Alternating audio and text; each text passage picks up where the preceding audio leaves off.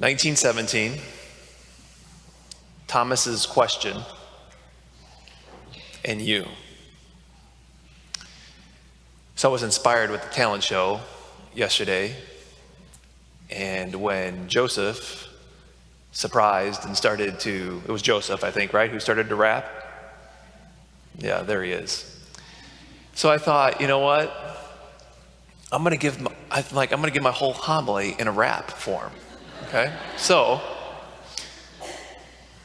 that's what I'm gonna do, the whole homily. I was inspired. So here we go. Not a chance. Oh, come on. 1917. What was going on? Does anybody know? We might need help from our junior hires here on a larger 1917. What was going on in 1917 on a worldwide level? A difficult time for the whole world. Aiden. World War I. So it was a really difficult time. It was a horrific time. It was a dark time for the whole world. And a lot of people, of course, I think over those number of years, 1917, the war has been going on for number of years at this point. And a lot of people are trying to talk and encourage diplomatic talks for peace. Even the Pope, did a lot with encouraging for peace and trying to stop the war, but it only led to more weapons being built, more fighting, more death, more destruction. So something else happened, or something happened on 1917. Does anybody know what happened on this day in 1917? This day in 1917. Peyton. Close. It's around Vatican I, but no, that's not what I'm thinking. That's not what I'm thinking. It's the feast we celebrate today. Hint, hint.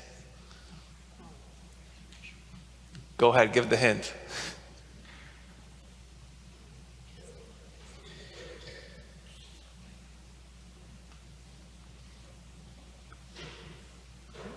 What?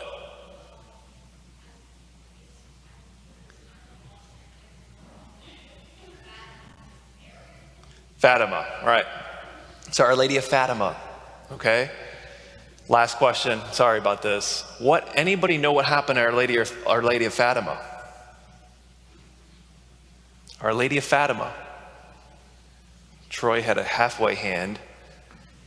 Thomas, I got to pick on you. I know you know because I asked you in the sacristy and you knew.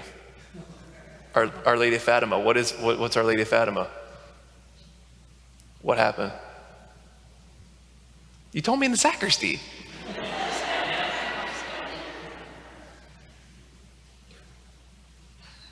Like 10 minutes ago. Okay, I'll tell you what Thomas said. Thomas said, Mary appeared. Okay, so Mary appeared in Portugal. Fatima is in Portugal, okay? And Our Lady appeared to 3 people. And in her appearances, over the course of 6 appearances, she gave visions of hell. She also gave a message for them to pray, because it was a very dark time in the world. A lot of death, a lot of destruction, horrific. And she says to pray for conversions. She said to pray the rosary every day. And she said to pray, and this mission ultimately, boys and girls, came to, I'm always struck when we gather here as a school, the age in which Mary appeared to these 3, they were I think 9, 8, and 7. So that's like our 2nd graders, our 3rd graders, and our 4th graders, right? God did not come and give this message to someone my age. In 1917, in a really dark time, he came and gave this message, and he gave a very important mission to somebody your age and your age. So how was it that these three were able to do this?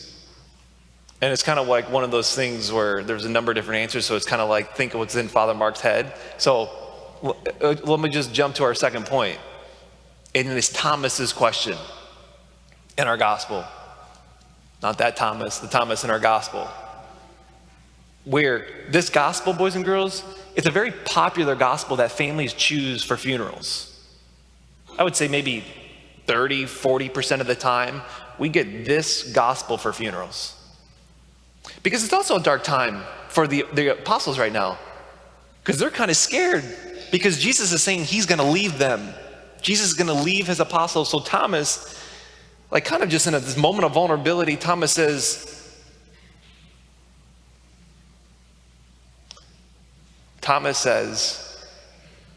Master, we don't know where you're going. How can we know the way? I'm kind of scared. I need to know the way. I want to know the way. How are we supposed to know the way? And Jesus' answer is this. He says, I am the way. I am the truth. I am the life. Boys and girls, if anybody got in front of you, if your teachers got in front of you, Mr. Couric, Mrs. Yee, Mrs. Martha got in front of you in class and started saying, boys and girls, today, we're getting towards the end of the school year. I've been kind of keeping something from you. I just want to let you in on a little something. Boys and girls, if they get in front of your class and say, boys and girls, I'm the way. I'm the truth. I'm the life. If Mrs. Yee, who's like, hey, I'm almost done here at Notre Dame, and she gets up in front of your class with these last number of weeks to go, if she says that, leave her class, okay? Come knock on my door, my office, and say, I think Mrs. Yee's kind of losing it, okay? Just let me know that, okay? But Mrs. Yee's not going to do that.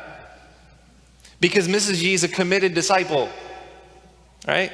Mrs. Yee, I see at Mass here every Saturday evening or Sunday, because Mrs. Yee knows to not point to herself. Mrs. Yee knows that she wants you all to know the way. She wants you to know the truth. She wants you to know the life and have life. So where is she going to point you? She's going to point you to him. Because Jesus is the only one who can get up in front of people and say, I'm the way, I'm the truth, and I'm the life. And not be someone who's crazy. Why? Because he's God. So which leads me lastly to you. God chose these 9, 8, and 7-year-olds to have a big impact on the world, a very important mission. So is the case today. We are living in a similar dark time. It's always a dark time, really. But there's great hope. There's great hope in Jesus, and there's great hope in you. But it's got to be, even in moments of vulnerability, just like Thomas, to say, I want to know the way. I don't know the way. I need to know the way. What's the way? And Thomas can hear those words of Jesus as he's always saying, and he can be filled with conviction because he ultimately saw Jesus go to the cross and die for him and rise from the dead. And boys and girls, when we gather here for Mass, as we're in front of the Eucharist, or we're in front of the crucifix, a lot of churches don't have a crucifix. Other churches, most spaces don't have a big statue, a cross of somebody who's dying on it. But God always wants to remind you and me, you can know that I'm the way, the truth, and the life because look at what I did for you. That compels us and inspires us to mission in this world, boys and girls. So on this day that we celebrate Our Lady of Fatima, we want to be inspired by the fact that God always breaks into life, into the world when the world needs help. And to expect for him to come in and break into the world through your heart. Ask the question as Thomas asked. and be convicted that he is the way, he is the truth, and he is the life.